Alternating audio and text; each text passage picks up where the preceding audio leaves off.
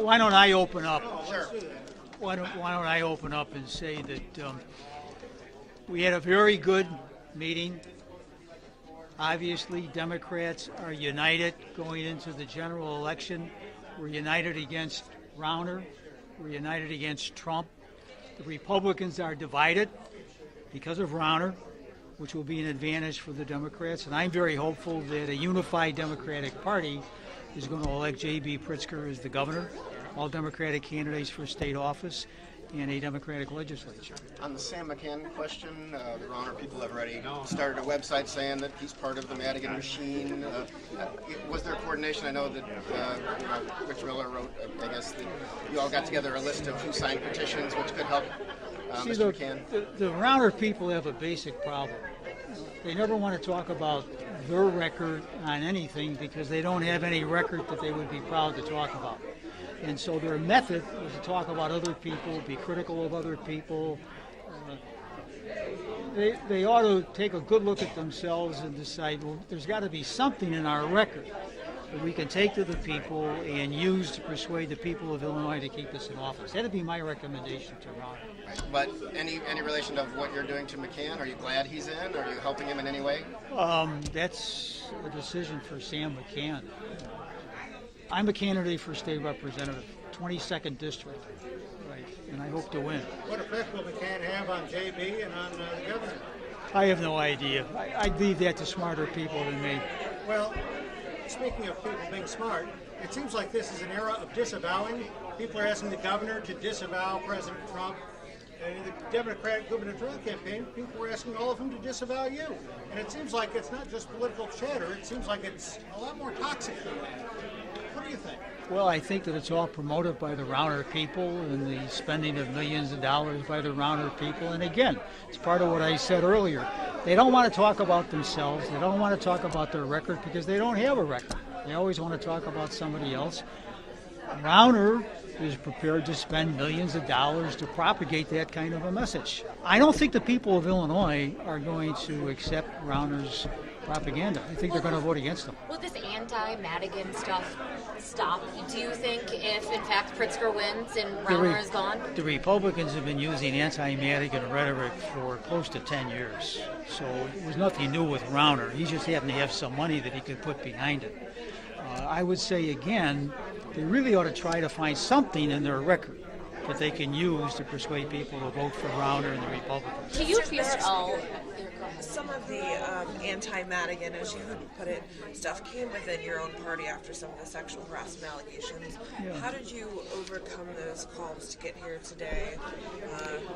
I talked to every member of the committee about my record as the party chairman, and that secured me 35 out of 36 votes. So in general, the members of the committee were very receptive to my request that they vote for me to remain as the party chairman. Did you not have a pulse that sexual harassment was going to become this big looming issue, not just in Illinois, but elsewhere? Was that something that in general, particularly men, particularly those of a certain age who've been around, weren't aware was going on, or wasn't aware would become such a public issue? What was it? Well, I think it's good that it's become such a public issue. I think that's good for the country. I think it's good for Illinois. I think it's good for women and good for men. It'll make a better society. And I think if you look around the country and look here in Illinois and look in this room, you can see that very positive, affirmative steps are being taken to change the culture.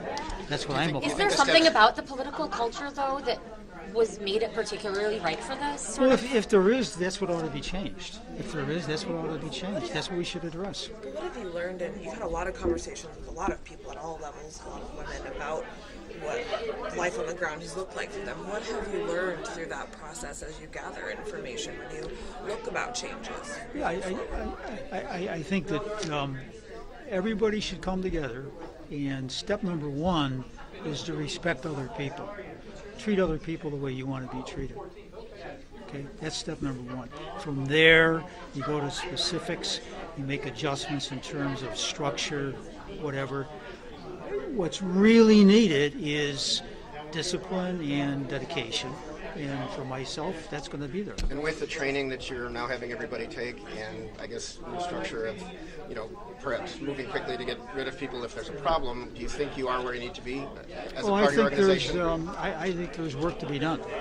I think that we've done a good amount of work, but there's more to be done. Okay. About the anti-Rauners, or the anti-Madigan stuff from Rauner, I know you've answered this before, but the word corruption comes up all the time. He's talked about mafia, he's talked about self-dealing, and corruption seems to pervade a lot of what the other side is saying about any candidate that they're trying to put with you.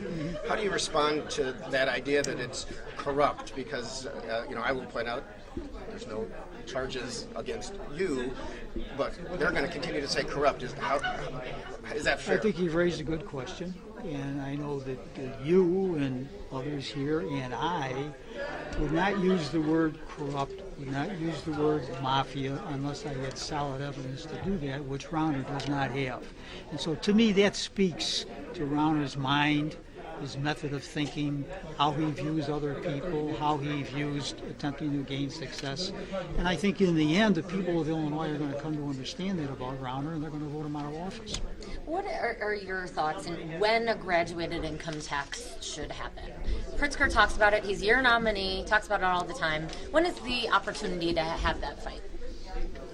Or put that on the ballot, what have you? When should this legislature? I think the discussion has already started in the Democratic primary, and of course the Republicans in the House have filed a resolution against the progressive tax. I think we'll have a very healthy discussion over the next couple of months. And I think it'll be very helpful to the people of Illinois and the voters of Illinois in terms of their electoral decision on the method of taxation. So taxation can be fair and it can be not fair, one or the other. And I think the discussion about a progressive tax is designed to make the taxation system more fair. And I think in the end, the majority of Illinoisans will agree with that. So you support that, correct? I support a progressive income tax. Do you have any levels in mind in terms of? No, I don't. No. Will there be a full year budget passed by May 31st? I would hope so. What are you doing to that end? There was, I know, the one leaders meeting. Would more be helpful? I practice my response. So in the House, we have a budget team. It's about 10 people. And they've already met. They'll continue to meet for the next 2 months. We will meet in caucus probably every week from now until the end of May to talk about budget making. Our hope is that Governor Rauner would approach the budget making from a governmental perspective, not from a pure campaign political perspective. That's my concern. That Rauner will sit with his political consultants and they'll come to a judgment that they don't want a budget. Now, don't forget, this is a governor that went for 2.5 years without a budget. And so if someone were to say to him, well, you did it for 2.5 years, do you think you can do it for another 4 to 5 months? He might say yes. That's the real danger. His campaign is advertising to get rid of, roll back the Madigan 32% tax increase. How do you respond to that? It's close to what I said earlier that speaks to his methods. And the difference between Rauner and others is that he's got so much personal money that he's prepared to put behind his advertising. That's the difference. Mr. Speaker, you're one of the few politicians in Illinois who actually polls less popularly than Governor Rauner, according to the Poll Simon Public Policy Institute. I mean, should you be doing more to rehabilitate your own image? Let me say this. If the amount of money spent on negative advertising against me had been spent against you, your poll numbers would be in bad shape too. Couldn't Should you Pritzker? let me make this point? All that money was spent on negative advertising on me without response. Without response. Again, this speaks to the dynamic in Illinois politics and government brought on by Rauner's spending of his personal money. It's made a big difference. But was that malpractice to not respond? I mean, it's now down ballot candidates are constantly asked, do you support Speaker Madigan? And that's being used against them. That's been used by Republicans for about 10 years. It was used by some Democrats in the Democratic primary. The ones in the Democratic primary that used that lost their elections. And Rauner's going to lose his election. So Speaker, Congresswoman Kelly talked about that there should be room for change within the party. What kind of changes do you want to see within your party? I'm planning to consult with the members of the committee. Those are the types of discussions that I had when I was soliciting votes, and my plan would be to ask them, how do you think we should go forward? Some have already given ideas. They're all good ideas. Bottom line, yes, we want the party to be transparent. We want the party to be inclusive. You don't win elections with small tent political parties. You win elections if you have a big tent political party, and that's what we want to do here in Illinois. So are we talking sexual harassment, or is this putting more of a progressive point of view? What does that mean to you in terms of a big tent approach? It means that to win elections in America, you need addition, not subtraction. Yeah, but any specific issues that... The relevant issues of the day. You know, the issues change from time to time, and so this election year there'll be one set of issues. They may be somewhat different than 2 years ago, but for American political parties, they have to be aware of what the people want. When American political parties are not aware of that, they usually dissolve. And what do you think of efforts to legalize marijuana? Oh, I think that there'll be a very strong effort to do that in the legislature as we go forward. I'm not quite sure when. I just think that you'll see a growth of support for legalizing. Do you support that effort? Some of your members are working on it now. Right. I haven't come to a final decision. One member here, Mr. Jenko, I guess you had lunch with him. He didn't vote for you. Said maybe the party needs a new face or a more progressive look or something to that effect. Will you win him over? You didn't today, I guess. Well, you know, 4 years like ago, 4 years ago, we didn't win over Nolan. And so Nolan's no longer with us now. Jenko is with us. And I'm going to work with every member of the committee. I'm going to work with every Democrat in Illinois. Mr. Jenko and I share a goal of electing Democrats. And so I think that the sharing of that goal will eventually bring us together. Speaker Madigan, you've talked about Rauner's money and how that he's been able to use this message against you because of his personal wealth. How is J.B. Pritzker any different? His personal wealth that could be used, I don't know, against you, against whoever he wants it to be. Why is that any different? Well, it's because it's J.B. Pritzker and he's a Democrat.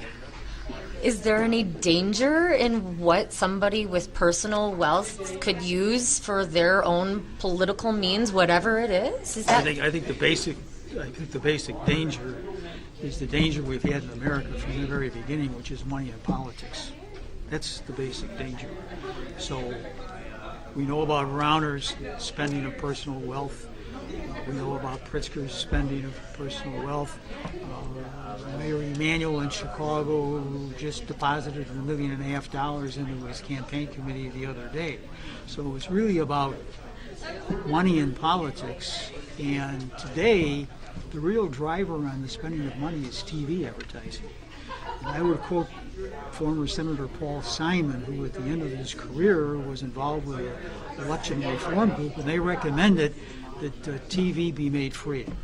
However you do that, TV be made free. It would dramatically reduce the cost of campaigns. And with that, I think I'll say or have thank you, everybody ladies watch and public gentlemen. television where we don't air those, right?